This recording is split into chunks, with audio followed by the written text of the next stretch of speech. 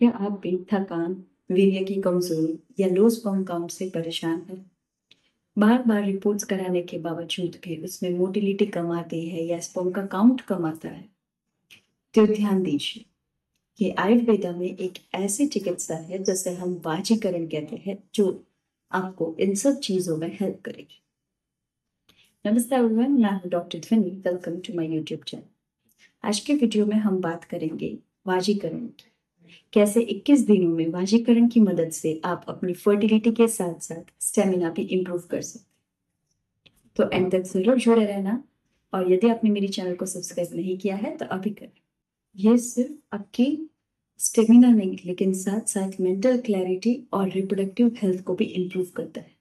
और आयुर्वेदा में कहा है कि वाशीकरण सिर्फ आपका वीर्य बल नहीं बढ़ाता, लेकिन साथ ही आपका जीवन शैली भी सुधारता है।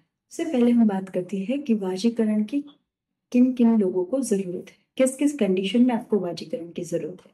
सबसे पहले आपका स्पर्म काउंट कम है, या फिर आपका स्पर्म काउंट 0 है, या फिर स्टेमिना कम है, या फिर इरेक्टाइल डिसफंक्शन है, लो लिबिडो है, इच्छा नहीं होती रिलेशन रखने की, बार बार आईवीएफ फेल हो रहे हैं, बार बार आईयूआई फेल हो रहे हैं, जो लोग फैमिली प्लानिंग कर रहे हैं, या फिर जिनको स्ट्रेस एंजाइटी ज्यादा है।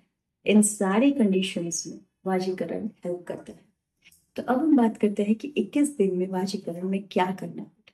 तो सबसे पहले आता है कि आपका दीपन पाचन ठीक हो, यानी सबसे पहले आपको अपना डाइजेशन ठीक करना जरूरी है। वो आप कैसे कर सकते हैं? सबसे पहले जो 3 दिन होते हैं उसमें आपको त्रिकटु चूर्ण गर्म पानी के साथ लेना है, जिससे आपका डाइजेशन इंप्रूव होगा। क्योंकि जब डाइजेशन इंप्रूव होगा तभी तो मेडिसिन असर करेगी आपके बॉडी। फिर दूसरी चीज है घृतपान। फिर करना होता है आपको फल घृत या अश्वगंधा का घृत का पान करना है, यानी वो घी पीना है, जिससे आपका जो शुक्र धातु है वो पोषित होगा, यानी उसको नरिशमेंट मिलेगा। फिर तीसरी चीज जो आपको करनी है वो है मेन वाजीकरण।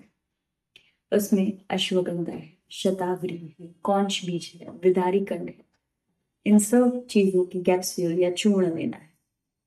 लेकिन ये सब किस मात्रा में लेना वो पर्सन से पर्सन अलग होता है, तो वो आपको अपने कोई भी आयुर्वेदिक डॉक्टर को दिखाने के बाद लेना। फिर चौथी चीज करनी है वो है लाइफस्टाइल सुधारना है, यानी आपका खाना पीना सोना। हर रोज रात को जल्दी सो जाना है, खाने पीने में खास ध्यान देना है, बाहर का जंक फूड नहीं लेना है, और सबसे इम्पोर्टेंट काले तिल और उड़द की दाल वो हो सके इतनी ज्यादा लेनी, क्योंकि उससे भी आपका जो वीर्य है वो नरिश होता है। और दिनचर्या का पालन करना है, और हर रोज एटलीस्ट आधा घंटा प्राणायाम करना है, योग करना है, क्योंकि इन सब चीजों का आपकी हेल्थ पर बहुत बड़ा असर है। तो ये 21 दिन की जो साइकिल है वो एक बार आप जरूर फॉलो कीजिए। अब आप सोचते होंगे कि 21 दिन में क्या क्या फर्क महसूस होगा मुझे। तो सबसे पहले हम बात करते हैं 7 से 10 दिन में आपको खुद को नींद बेहतर आएगी, खुद को अंदर से बेहतर फील होगा। फिर बात करते हैं कि जब 15 दिन तक आप ये लोगे तो 15 दिन में आपको आपका सीमेंट थोड़ा थिक दिखेगा, एनर्जी थोड़ी इंप्रूव होगी। 21 दिन के बाद स्पर्म की क्वालिटी इंप्रूव होगी। और यदि आप ये 40 दिन तक करते हैं तो आपकी स्पर्म की मॉर्फोलॉजी, जो क्वालिटी कहते हैं, वो तक इंप्रूव हो सकती है। तो एक बार आईवीएफ करवाने से पहले ये 21 दिन से लेके 40 दिन का कोर्स जरूर करिए, क्योंकि वाशीकरण सिर्फ ताकत के लिए नहीं, लेकिन आपका वीर्य शुद्ध करेगा, साथ ही आपके स्पर्म की क्वालिटी इंप्रूव करेगा।